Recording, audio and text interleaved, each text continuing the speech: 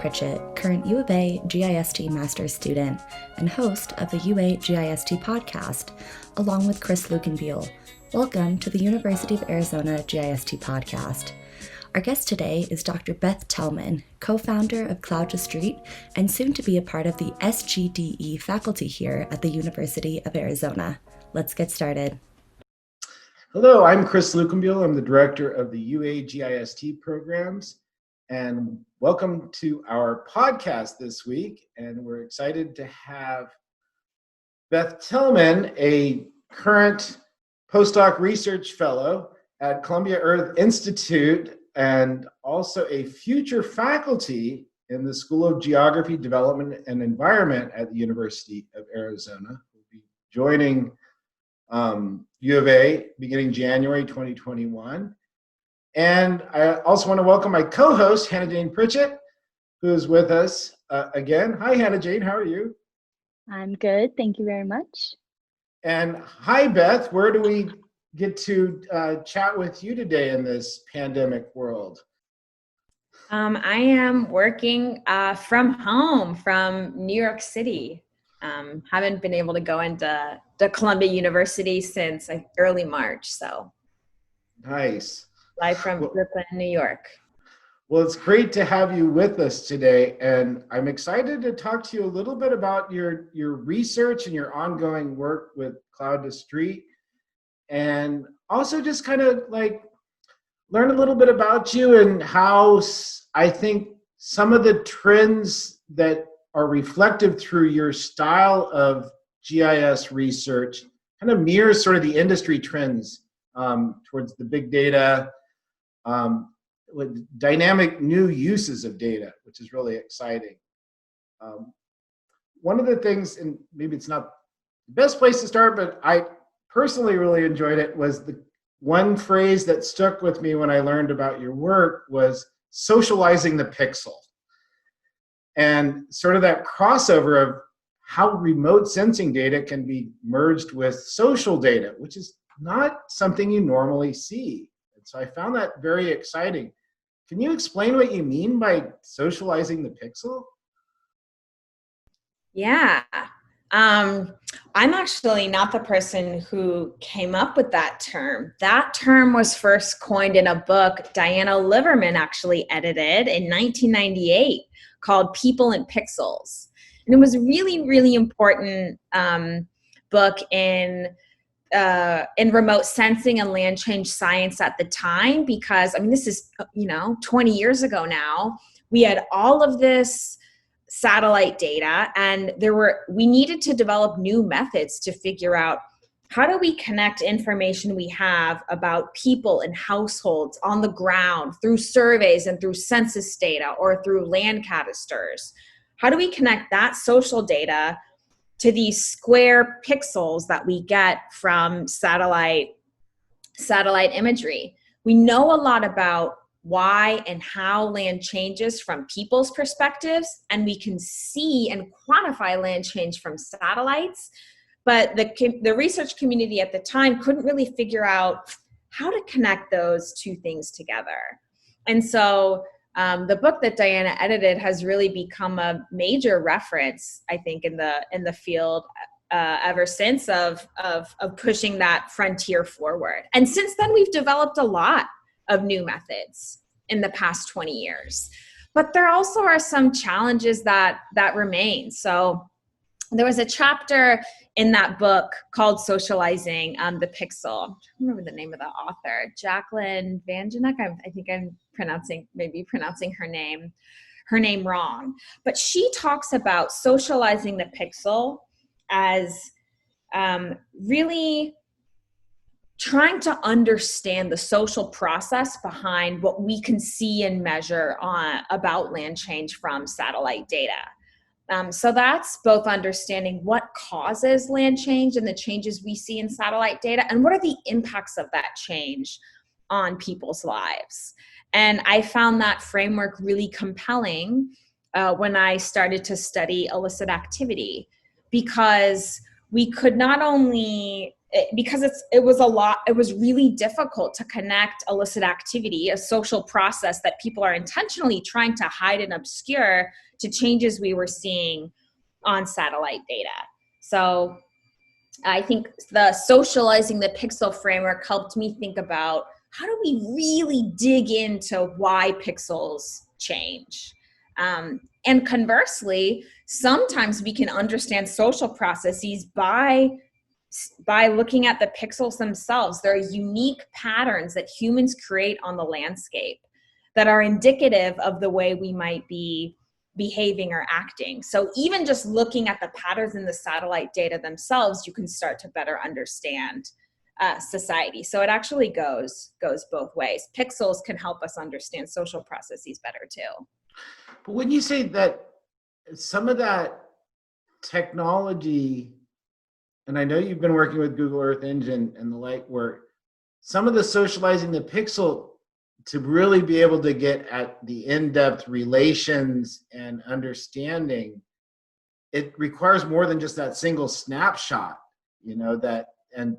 the large data sets are kind of needed to be able to do that. How has sort of the changes in data and technology allowed for this type of research to move forward in kind of these dynamic new directions?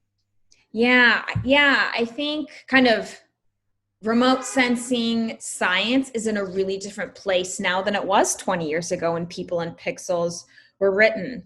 Back then, it was a lot of work to analyze one satellite image, look at one picture in time of what's happening. Now that's trivial. Now we have really advanced computing architecture. You mentioned Google Earth Engine, which is what I use for all my remote sensing processing. I don't ever download any satellite imagery.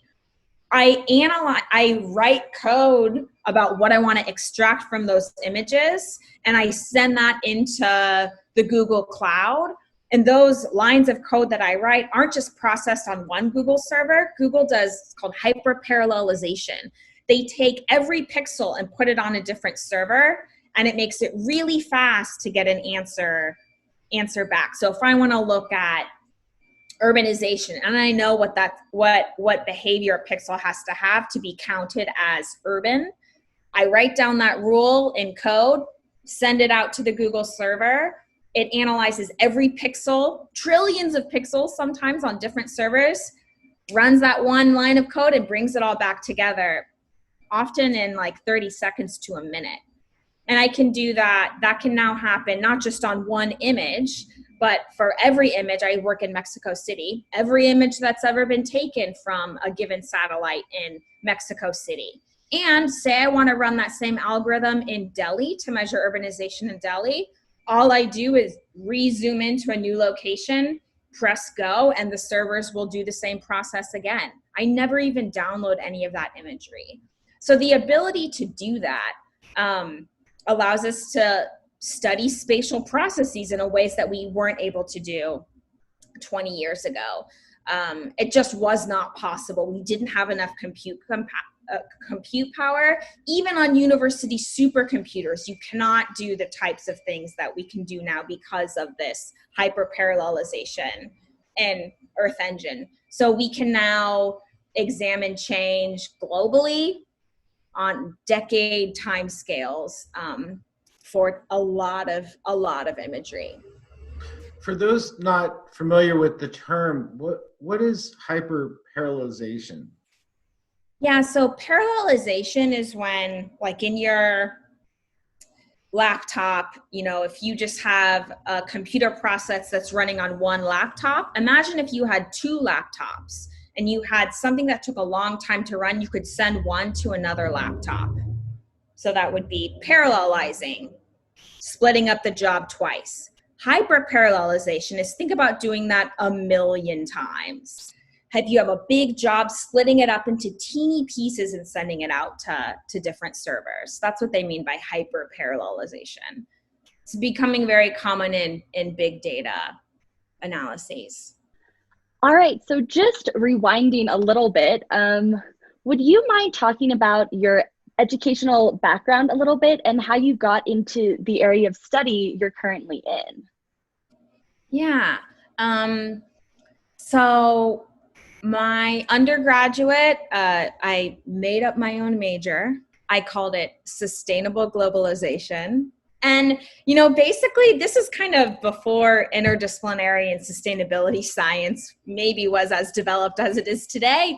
But back then I felt really boxed in. I wanted to understand how global change was affecting people's livelihoods. And to do that, I had to take a little bit of political science, a little bit of economics, a little bit of environmental science, maybe because there wasn't a geography program in my undergraduate. I went to Santa Clara. So I had to make up a major that was a big enough box to answer the questions that I was interested in, which really kind of fit between different disciplines. So I started with a very interdisciplinary background at Santa Clara University. I then did my master's in environmental science at the Yale School of Forestry, and there I focused on hydrology. So I got really kind of more of a math and science and remote sensing and GIS background in my master's degree. And then I did my PhD in geography at Arizona State University, still looking for the kind of discipline and program that was a big enough box to kind of fit the interest and the connections that I was interested in, which is how do people impact the environment and how does changes in the environment impact people? And for me, geography is the best discipline that allows us to really explore those connections. So I took some GIS classes when I was in undergrad, but I would say really it wasn't until my master's program that I took several GIS classes, remote sensing classes. I took Python programming classes, and then started to do a lot of my own research and work with GIS a lot more. Isn't the Forestry and Environmental Studies School at Yale one of the larger GIS strongholds for Yale as well?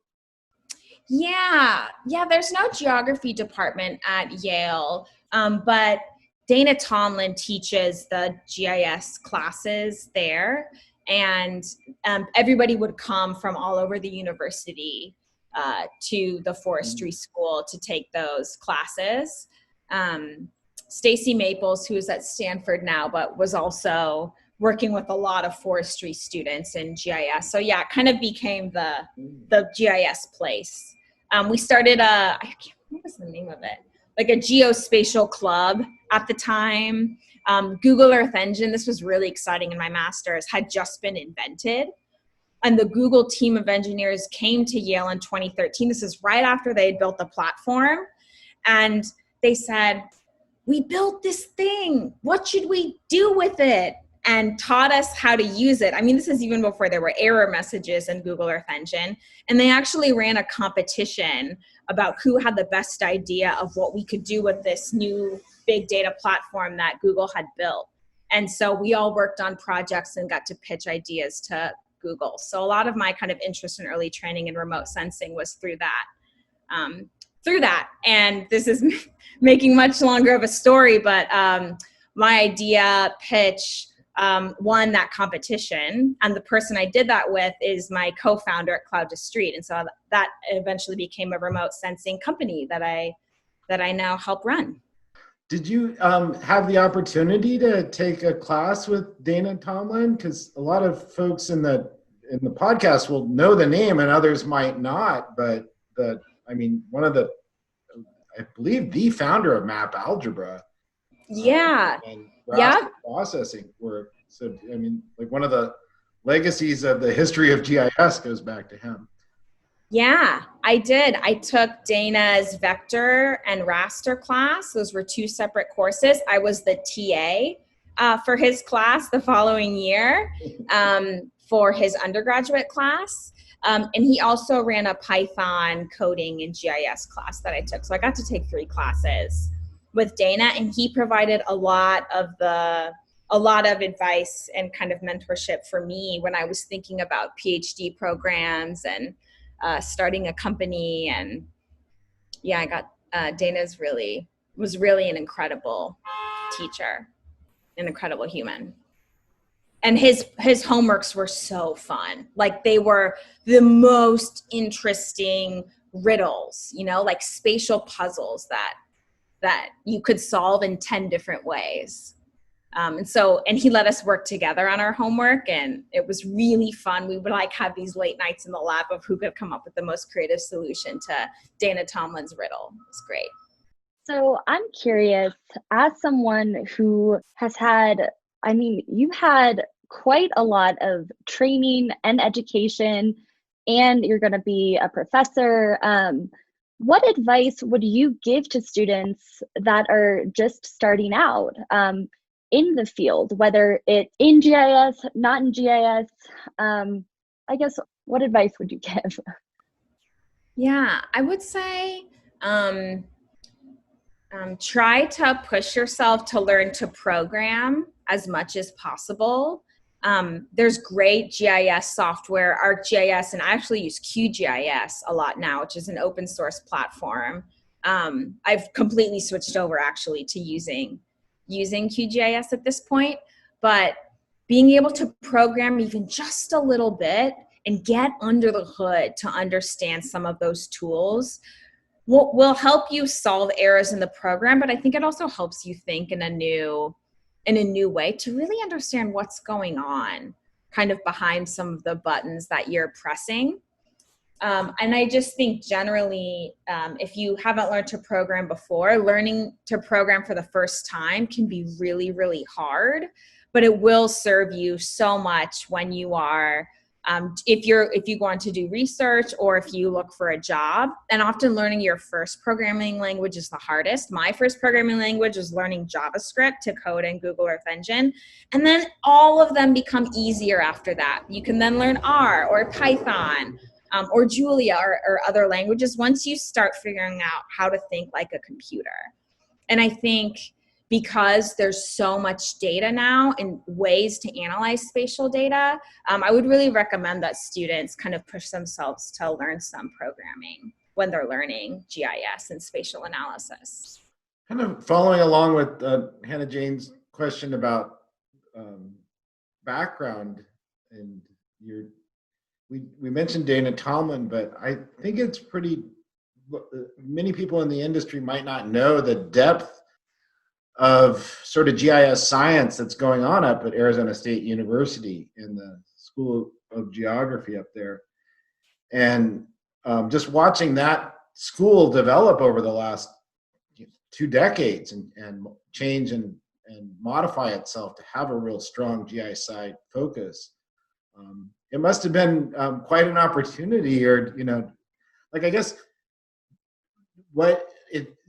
in terms of the opportunity to go there and study the type of blend, to work with Billy Lee Turner, who I know you worked with, but as well to have some of the GI scientists around, the diversity of people. What did you find, or maybe you could tell us about the uniqueness of that program for like the outcomes of people like yourself that we're starting to see come out of the hard work that they put into developing sort of that style of program? Yeah, I think for me, some of the benefits of being at Arizona State and such a strong kind of GIS and spatial quantitative program was that a lot of my peers were really kind of at the edge of that field of geographic weighted regression with Stuart Farthingham, and they've pushed way beyond that now into geographic spatial temporal weighted regression, and really helped me, even just like grabbing coffee in the lounge, workshopping different problems that I had in my thesis and describing the types of data that I was working with and trying to get their take on how would you think about solving that puzzle or problem. I sometimes call them like the ASU brain trust. Like I didn't know what to do with the piece of data or how I should analyze it, and would draw on the people around me who were much better at spatial data analysis than I was, to think about how they would approach the problem I was solving. And so that influenced my work a lot and gave me different ideas that I wouldn't have thought of on my own about what type of models or tests to run, or how to really think about and handle my own data, because they were so used to seeing similar types of problems that I was experiencing in the data I was processing in Mexico City in transportation science or food systems analysis or energy networks. There's kind of, if you kind of can abstract out of those disciplinary problems, there are common spatial puzzles that they're used to solving. And so it was really great to be around that. And all of my lab mates had some remote sensing or spatial component to their work. And so we helped each other a lot, troubleshooting code, thinking of new ways that we could graph our data, because some of the challenges I think now with having access to so much big data is, how do you actually draw an insight from it and communicate it in a simple way in a paper or to a non-academic audience? So we worked with each other a lot to think about how we could visualize those complex data sets in insightful ways. Yeah, so I was wondering, how has networking helped you throughout your career? Yeah, networking helps a lot. If I can't figure something out, I'll try to figure it out myself a little bit, and then almost immediately think, okay, who can I ask for help? I ask for help very often and very quickly, either on, GIS code troubleshooting forums, or to think about who I know around me that could help me solve that problem. And, the thing that I find is people like helping. Professors and other students, you might sometimes be hesitant that, oh, I don't really want to bother that person. I cold email authors of papers all the time, people that I've never met, to ask for help with my problem. And people love talking about and sharing what they know. So you can network. I think actually asking for help is one of the best ways that I've been able to network over the years, because then you get people interested in your research and what you're doing, and they remember you and invite you to something later. So networking has helped me a lot solve different science problems. And it's been really essential, especially for the company that I co-founded. You have to do a lot of networking all the time to hire talented staff, to sell your product. I mean, businesses, that's almost one of the most important things in running a successful company, is networking. So maybe kind of going off of that, starting your own company, could you talk about your own company, Cloud to Street, a little bit? Yeah, so Cloud to Street is a remote sensing company that I co-founded with Bessie Schwartz, who's the CEO of the company, who I met at Yale, learning how to code JavaScript together, writing our first Hello Worlds, and taking Dana Tomlin's GIS classes back in the day. Cloud to Street is a remote sensing platform that monitors floods in near real time and historically. So we use Google Earth Engine primarily to process these data, and we deliver decision-making dashboards mostly to governments in sub-Saharan Africa and Southeast Asia to see where floods are happening in near real time, so they can make better resource allocation decisions. So for example, we worked for a long time, the past 3 years, in the Republic of Congo with the World Food Program to map where floods are happening. They've used that information to send out millions of dollars of food aid to know exactly who needs help. We've used that information to monitor crop response over time after the flood to know what are the communities that might struggle with hunger issues in the medium term. And the World Food Program used that data to send cash-based transfers to prevent food insecurity in those communities. We also, because we can run the algorithms of flood detection historically, we can see places that have flooded over the past 20 years. The Republic of Congo has used that information to relocate a refugee camp that we found to be at flood risk. So we produce these flood analytics for governments to make those types of decisions. Many of our graduates out of the GIST programs at the U of A I hear this a lot, that they would like to figure out how to start their own companies, and how do you get started? And I know that there's the self-help, that financing, that component, but like what are your best kind of advice for somebody that has some programming background, has some interest, feels like they have a good idea, but then they're like, they're sort of stuck. How did you be able to get over that hump and make it a reality in your life? Yeah. I think you have to find like that initial seed money. So for me and my co-founder, it was a Google Earth Engine Research Award that we applied for, that we never thought we would get. We wrote this proposals like 3 days before graduation about, we'll never get this, but let's write out our idea. And it was a really big, way too big vision and a compelling, exciting idea that they decided to fund. And so that first research award got us to elevate our project from a class project to something we took really seriously. So it's like finding some opportunity or grant you can apply for, even if you think, I would never get this. Well, I thought that too. And then you get it. And then it's kind of the confidence of someone believing in you, and then actually getting a little bit of money so that someone can take on the company kind of as their job.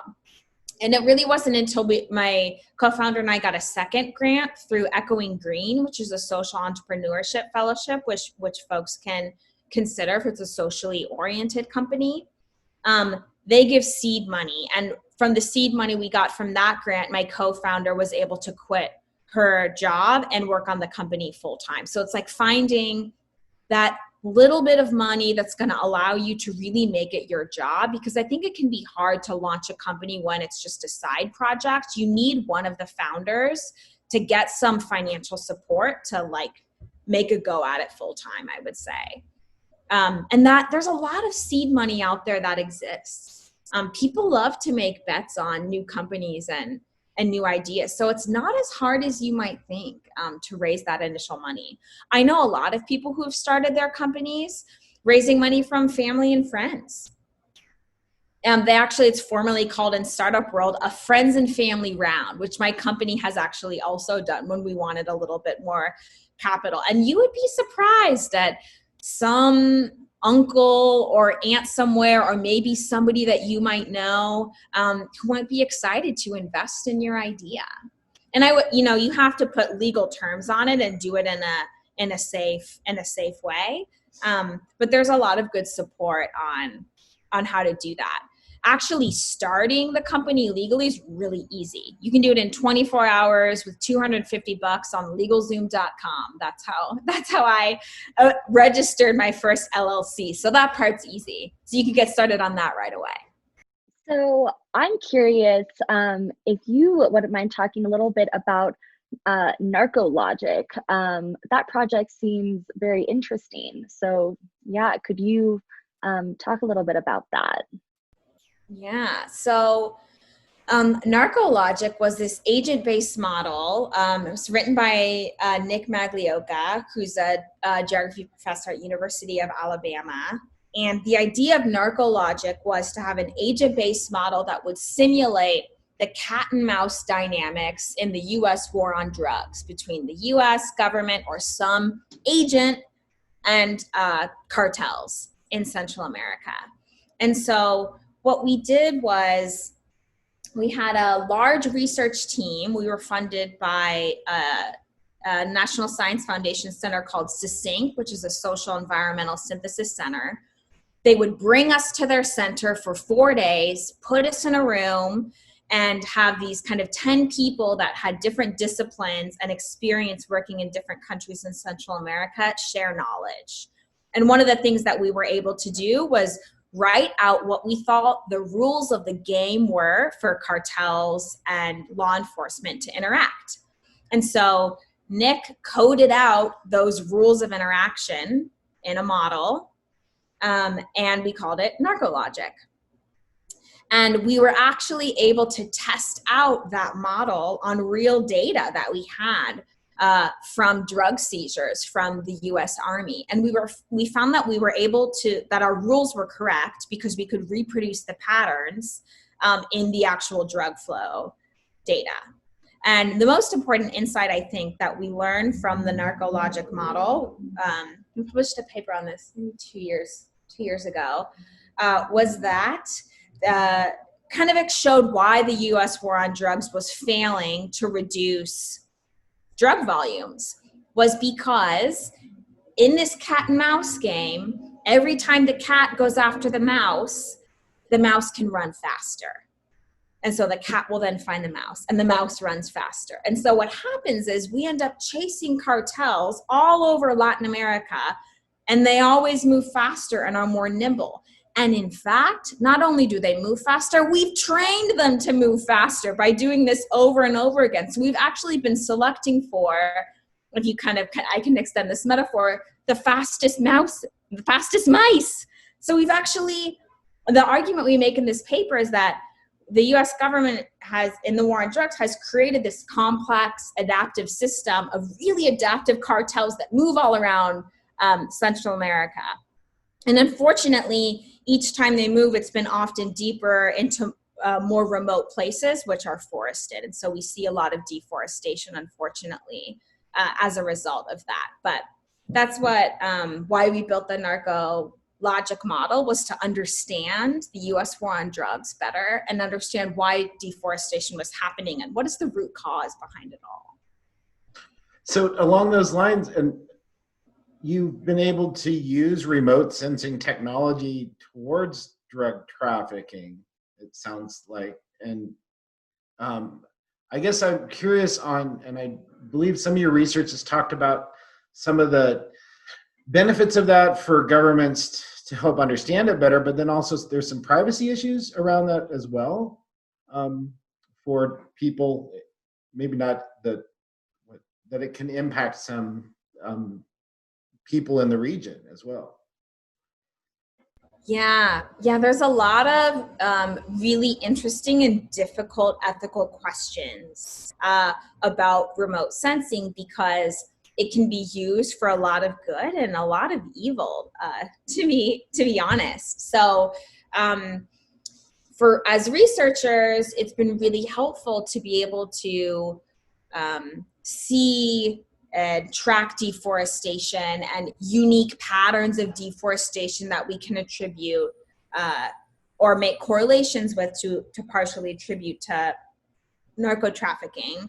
But those same types of data can be used to spy on people, or they can be used by law enforcement for interdiction efforts to intercept narco traffickers that often result in very violent confrontation that can be cause a lot of social and environmental damage on the ground. So we've had to kind of be very careful as a research group about, for example, when we publish a map, we always make it kind of fuzzy so that somebody couldn't take that map and say, aha, this is a patch of forest that maybe is influenced by narco trafficking, and then you go and make a bust in that location. The last thing that we want to do is encourage more militarization of these landscapes. And so we intentionally kind of obscure the location, because it's not our job as researchers to bring people to justice, and we certainly don't want to bring more violence into these landscapes. So the same technology that really helps us understand narco trafficking and deforestation dynamics can also be used by law enforcement to act on the ground in those locations. One kind of example I'll give that was a really surprising example of where releasing remote sensing data can cause harm was actually in my company. We do flood mapping in the Eastern Nile Basin in Sudan and South Sudan. And Mercy Corps, someone from Mercy Corps really cautioned that we should not be releasing publicly the flood maps and water locations in South Sudan, because militia groups can use that information to plan their military routes and the villages that they might want to attack by seeing where is the river dry and where they can cross. And so it could have been harmful for us to make that flood information public in this one region of Sudan, because actors military actors could do harmful things with that data. So you do have to be careful. Just releasing data and making it public isn't always necessarily the best thing to do. You have to really think through who could use that data for good and for bad. And to me, that's kind of exciting too, with traditionally what I consider more of a science-based field with remote sensing, and then sort of the logical modeling and outcomes and positivistic results. But when you're starting to socialize the pixel, just to keep with the metaphor, there becomes ethical issues, there becomes sort of cross processes that lead to social science kind of concerns and outcomes that complicate the science, let's say, and complicate you as the researcher within that process. And I find that kind of, it's exciting and also a bit challenging, I guess, for a researcher like yourself to be, how do you mediate between sort of those different needs and outcomes of your work, that you now are not just the scientist, here's my results, but you have to be kind of concerned about how your results are being used, interpreted, who has access to them, who doesn't, who are you speaking for, who do you not want to be, seen as speaking for, sort of like the concerns that, ethical concerns, but as well as like some that come out of feminist geography, like essentialism and speaking for others. And it really opens up remote sensing to some broader questions that we formerly would call the science wars in the 1990s or something. And it kind of shows how things are blending together quite nicely. As a researcher, how do you negotiate sort of the different roles that you end up playing? Because it's not just the science outputs anymore. You have broader impacts on society, as well as helping society and being careful about not speaking for people in society too. Yeah. Yes. This is a really big issue that I wrestle with and still don't have the solutions to. And I think it's really important to always to feel that tension and try to be very reflexive in navigating it.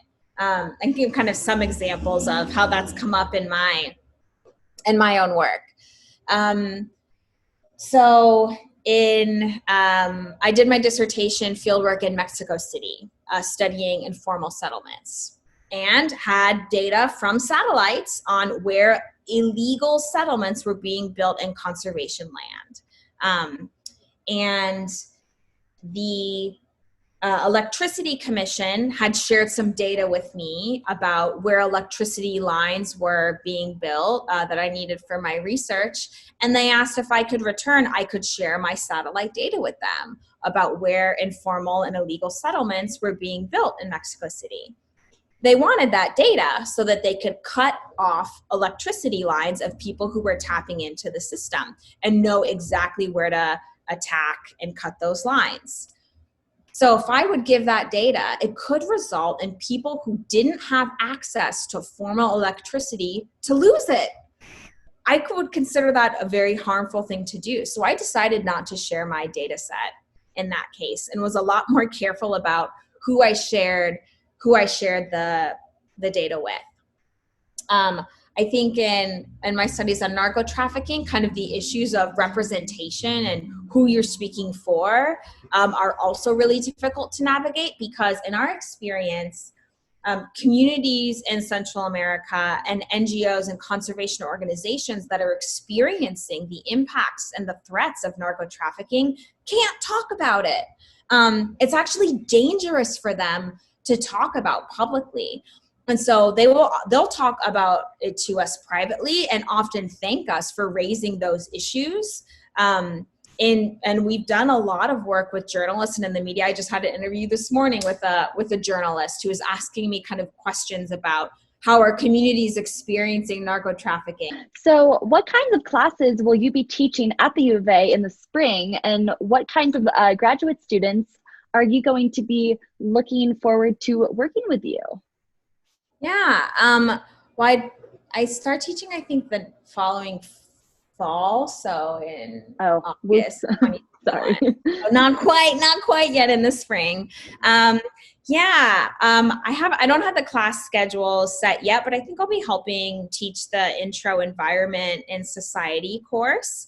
I really want to develop a data science class, like a social environmental data science. How do we use data about the environment and data about people, going back to this people and pixels thing, and socialize the pixel. That's maybe specific to land change and remote sensing, but you can actually, I think, more broadly think about how do we understand how social and environmental systems interact, and how do we leverage data and have it interact about those two systems. So I want to teach a data science class related to that, to give people skills and also kind of to help them not be afraid to maybe program for the first time and interact with large data sets. And I'd also like to teach some topical classes on land system change and land change science. I'd love to do one on drug trafficking policy in the US and Latin America, maybe as a special topics class. I'd love to teach a class on corruption and illicit economies. So some methods-based classes on data science, maybe in remote sensing, but also some topics-based classes too. What about? Maybe the last thing that I don't know if I'll get to this in my first year, but I would love to do a project kind of based course on working with others, maybe consulting with other businesses or NGOs to do a sort of spatial data science type project. So people could put something on their CV or in their portfolio if they want to go into industry. That would be really helpful to get them hired. As someone who hires people all the time at a company, I have a pretty good sense of kind of what skills people need to build. And it's really helpful when students or when people have a project they can point to and talk about in an interview. So I'd love to run a class to help people develop that kind of hands-on project. What about in terms of looking to recruit graduate students to work with you, both in the MA, PhD, but also in the GIST programs? What kind of graduate students would be attracted to you to work with you on these kinds of projects that you're doing? Yeah, I would say students who either have or are excited about developing a quantitative spatial and remote sensing background and applying those to really important social problems. Generally is what I'm looking for. But I don't necessarily need to have students. I mean, I learned how to code in grad school, so you don't have to have a programming background, I would say, to come in if you're interested in working with me. But you have to be interested and excited to want to learn how to do that and think about some sort of data-driven or quantitative approach to figuring out some interesting interaction in the human environment system. So I've worked on illicit economies and flooding and land change mostly. So those are the topics I'm interested in, but I would be open to working with students really on a variety of different topics and in projects. But you have to convince me that it's an important social issue to work on, I would say, to get me interested in it. Well, thank you so much for being here today with us. We really appreciate you taking the time, and we look forward to having you at the U of A next fall. So thank you so much for taking the time. Great. It was great to talk to you, Beth.